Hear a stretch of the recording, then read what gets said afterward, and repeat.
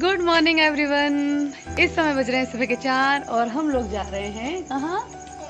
ओंकारेश्वर। तो आज मेरा ये जो पूरा वीडियो है ओंकारेश्वर के ऊपर ही रहेगा। तो सिवनी मालवा से हम लोग पहले खंडवा होते हुए ओंकारेश्वर जाएंगे। तो आज आप लोग हमारे साथ बने रहिए, पूरा वीडियो देखिए, पूरा ब्लॉग देखिए। ओंकारेश्वर के अलावा हम एक जगह और जाने वाले हैं जो बहुत ही अमेजिंग है।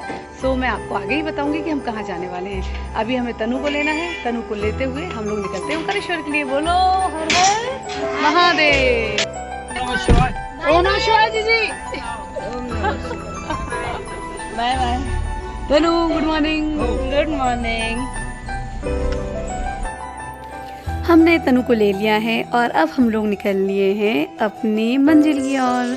और रास्ते में हमारा टाइम पास है हमारा विराज। तो हमारा यूनिवर्स तबाह हो जाएगा, इसलिए हमें लड़ना होगा। इसके दिलो दिमाग में सिर्फ और सिर्फ गोकू ही छाया रहता है यार, तो ये उसी की एक्टिंग कर रहा था। और इसके बाद ये जो आपको गांव दिख रहा है ये है बीड़ गांव में हम लोगों ने एंट्री की है। बीड़ के बाद आता है मूंदी, जो कि हमारा पैतृक गांव है। हमारे ससुर जी ने बताया कि यहीं पर उनके पिताजी जॉब करते थे, सर्विस करते थे। तो पहले ये लोग यहीं पर रहते थे और इसके बाद पता नहीं बाद में कैसे ये यहाँ पानापुरा चतरखेल आ गए, मुझे भी नहीं पता वो कहानी। और बीच में हम लोग नाश्ते के लिए रुकते हैं, थोड़ा बहुत कुछ खा लेते हैं। अभी यही ट्राई करना है।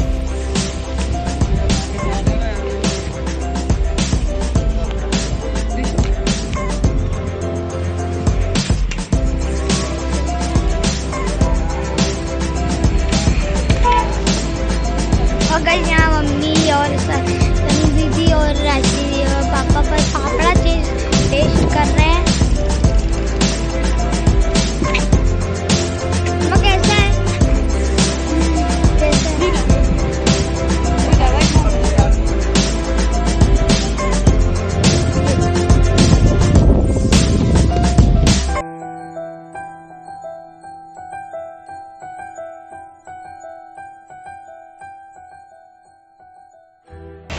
हम लोग आने वाले हैं सनावत और सनावत से हम लोग मंडलेश्वर का रास्ता पकड़ेंगे। मंडलेश्वर से ही, शायद मंडलेश्वर से पहले ही बाबा जी का आश्रम आता है।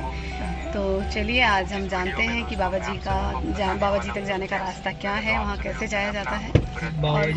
बाबा जी के आश्रम जाने के लिए पहले हम लोग सनावत से मंडलेश्वर की ओर जा रहे थे, बट वहाँ के कुछ स्थानीय लोगों ने बताया कि आप सनावत से बेड़िया होते हुए जाइए तो आप जल्दी वहाँ पहुँचेंगे। यहाँ के गाँव के नाम कुछ अजीब थे यार, बट पहली बार सुनने में आ रहा था तो बच्चों को, हम लोगों को, सबको बड़ी हंसी आ रही थी। और इधर ऋषि जो है सिंचैन में खोया हुआ है, सिंचैन गोकू बस उन्हीं की एक्टिंग कर करके हम लोगों को हंसा रहा है। और बस एकमात्र वही जरिया था जिसके कारण हम लोग इतना हंस रहे थे, मज़ा आ रहा था उसकी बातें सुनकर। लोगों से पूछ कर जाने पर हमें बुजुर्ग भट्टान जाने वाला जो रास्ता है वो मिल ही गया, एंट्री हमें मिल गई। और ये हम जो जिस रोड पर जा रहे हैं ये बुजुर्ग भट्टान का ही रोड है। यहीं पर आगे चलकर हमें नर्मदा जी और बाबा जी का आश्रम दोनों ही मिलेंगे। सो देखिए चलते हैं आगे क्या मिलता है वहाँ पे। आज संडे था तो दूर दूर से लोग बाबा जी के दर्शन के लिए आ रहे थे। और ये बड़े ही आश्चर्य की बात है कि बाबा जी आज इतने वर्षों तक भी अपनी साधना में लगे हुए हैं। और नर्मदा जी के किनारे पर जो शांति या जो शीतलता थी उसका वर्णन तो मैं नहीं कर सकती यार।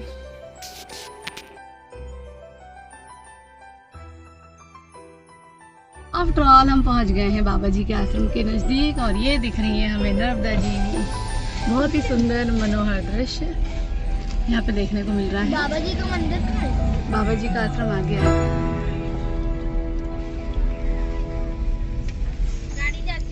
हेलो एवरीवन, जैसा कि आप लोगों को ये दिख रहा है, देखिए पीछे नर्मदा जी है और हम लोग आ चुके हैं भट्टान, जहाँ पे बाबा जी का आश्रम है।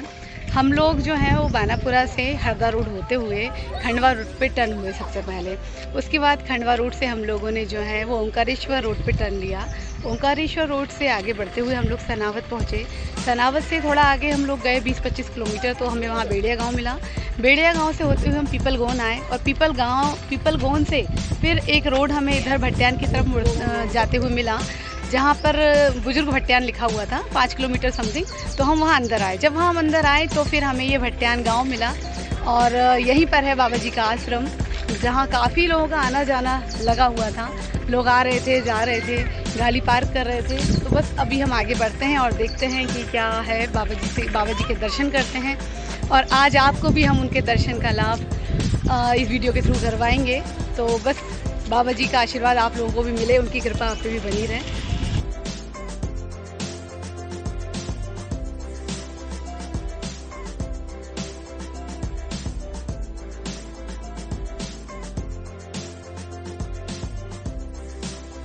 कब के बाद हम लोगों को ये रूट मिला और बहुत देर, मतलब हम लोग ये समझिए कि 4:30 बजे घर से निकले थे और इस समय जो है वो पूरा 10 बज रहा है। तो काफ़ी टाइम लग गया हम लोगों को यहाँ आने में। तो बस अब जल्दी से बाबा जी के दर्शन करने जाते हैं। ये लोग आ जाए ज़रा गाड़ी पार्क करके, इसके बाद हम देखते हैं कि क्या करना है। बाकी अभी तो फ़िलहाल बाबा जी के दर्शन करते हैं। विराज क्या कर रहे हो? क्या कर रहे हो?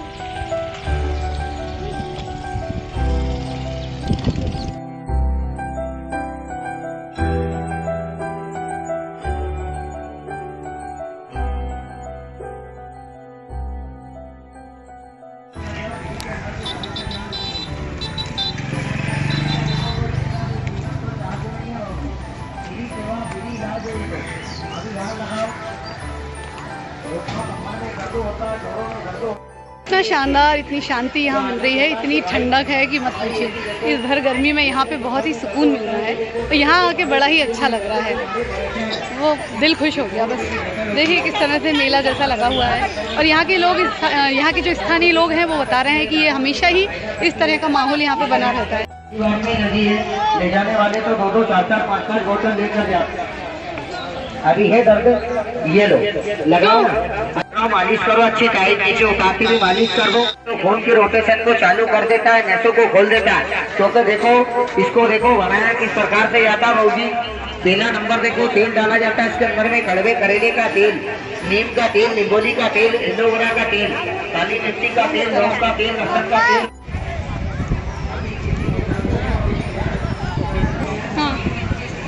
एक देवभूमि संत की, एक महान संत की ये भूमि है जो देवभूमि से कम नहीं है। पीछे माँ नर्मदा बह रही हैं, तो माँ नर्मदा जी के जल से हम लोग थोड़ा बहुत शुद्ध करते हैं अपने आप को। और चलिए आज आगे बढ़ते हैं और देखते हैं क्या क्या हमें यहाँ पे मनोहर दृश्य देखने को मिलेंगे।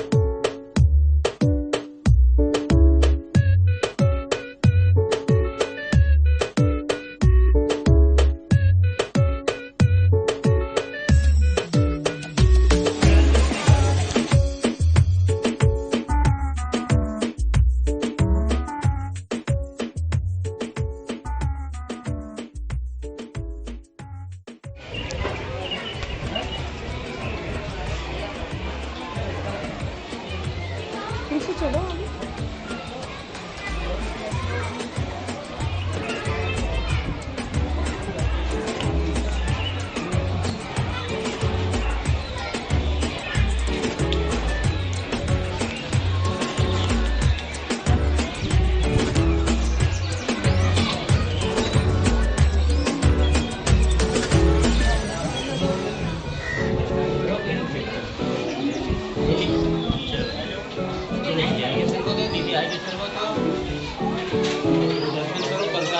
मैं दूर से ही खड़े होकर वीडियो बना रही थी, फ़ोटो ले रही थी। तब मुझे एक चीज़ बहुत आश्चर्य वाली लगी कि बाबा जी की इतनी एज होने के बावजूद, मुझे नहीं पता, आई थिंक कई लोग कहते हैं कि बाबा जी की 117 साल की एज है, कोई बोलता है 118, कोई बोलता है 107, मुझे नहीं पता, बट बाबा जी की एज 100 के ऊपर तो है, ये डेफिनेटली मुझे दिख रहा था।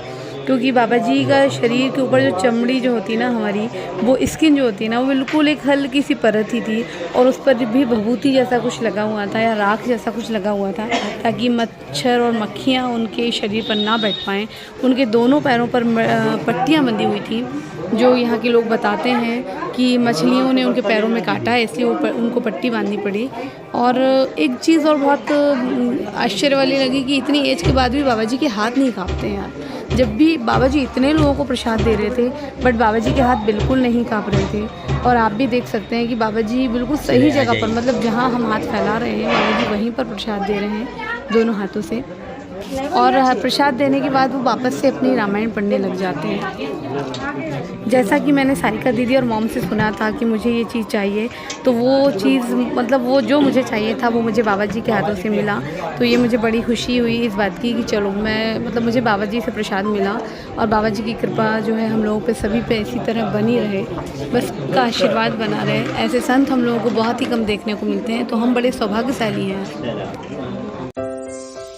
ईश्वर की असीम कृपा से मुझे बाबा जी से कुछ पूछने का मौका मिला, तो मैं बाबा जी के साइड में खड़ी होकर बाबा जी से कुछ यहाँ पे पूछती हूँ। देखिए, मैं धीरे से बाबा जी से बोलती हूँ, बट बाबा जी को बिल्कुल सुनाई नहीं देता यार। तो फिर उनके जो भी अनुयायी थे या उनके जो भी शिष्य वगैरह थे जो वहाँ खड़े थे, उन लोगों ने बोला कि बाबा जी को सुनाई नहीं देता है, आप थोड़ा ज़ोर से बोलिए और इस कान में आकर बोलिए। तो फिर थोड़ी देर बाद मैं टर्न होकर मैं इस तरफ आती हूँ।